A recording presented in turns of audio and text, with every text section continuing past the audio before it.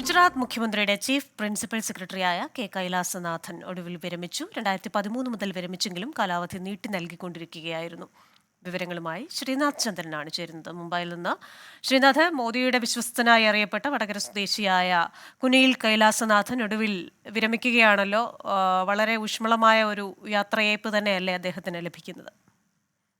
കൃഷ്ണ, ഗുജറാത്തിലെ ഏറ്റവും കരുത്തനായ IAS ഉദ്യോഗസ്ഥനാണ്, ഒരു സർക്കാർ ഉദ്യോഗസ്ഥനാണ് ഇപ്പോൾ വിരമിക്കുന്നത്. നരേന്ദ്രമോദിയുടെ വിശ്വസ്തനാണ്.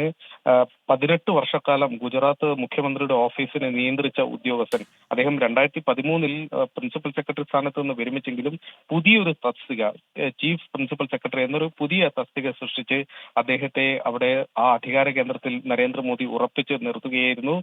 പിന്നീട് നീണ്ടകാലം അദ്ദേഹത്തിന് പലവട്ടം ഇതിൽ കാലാവധി നീട്ടി നൽകി. ഏറ്റവും ഒടുവിൽ ഇന്ന് അദ്ദേഹത്തിന്റെ ഏറ്റവും അവസാന ദിനമാണ്. ഇനി ഒരു എക്സ്റ്റൻഷന് അദ്ദേഹം തയ്യാറല്ല എന്നതാണ് മനസ്സിലാക്കുന്നത്.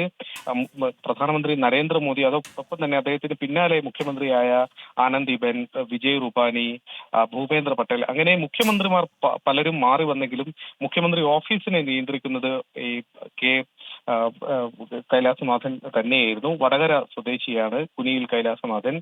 ഊട്ടിയിലാണ് വിദ്യാഭ്യാസം പൂർത്തിയാക്കിയത്. സുരേഷ് ഗോപിയുടെ മകളുടെ വിവാഹവുമായി ബന്ധപ്പെട്ട് നരേന്ദ്രമോദി കേരളത്തിൽ എത്തിയത് വലിയ ചർച്ചയായിരുന്നു, വാർത്തയായിരുന്നു. അതേപോലെ വർഷങ്ങൾക്ക് മുമ്പ് 2011 കാലഘട്ടത്തിൽ കുനിയിൽ കൈലാസനാഥന്റെ മകളുടെ വിവാഹത്തിനും അന്ന് ഗുജറാത്ത് മുഖ്യമന്ത്രിയായിരിക്കെ നരേന്ദ്രമോദി പങ്കെടുത്തിരുന്നു. അങ്ങനെ നരേന്ദ്രമോദിയുടെ ഏറ്റവും അടുത്ത വിശ്വസ്തൻ, ഒരു ഉദ്യോഗസ്ഥൻ എന്നതിനപ്പുറത്തേക്ക് രാഷ്ട്രീയ കാര്യങ്ങളിൽ പോലും ഉപദേശം നൽകാൻ കഴിയുന്ന തരത്തിൽ ആ ബന്ധം ഉണ്ടായിരുന്നു എന്നതാണ് ഇതിൽ അദ്ദേഹത്തിന്റെ എത്രത്തോളം കരുത്തനായിരുന്നു അദ്ദേഹം എന്ന് സൂചിപ്പിക്കുന്നത്. ഗുജറാത്തിലെ കരുത്തനായ IAS ഓഫീസർ കുനിയിൽ കൈലാസനാഥൻ വിരമിച്ചു. വിവരങ്ങൾ നൽകിയത് മുംബൈയിൽ നിന്ന് ശ്രീനാഥ് ചന്ദ്രനാണ്.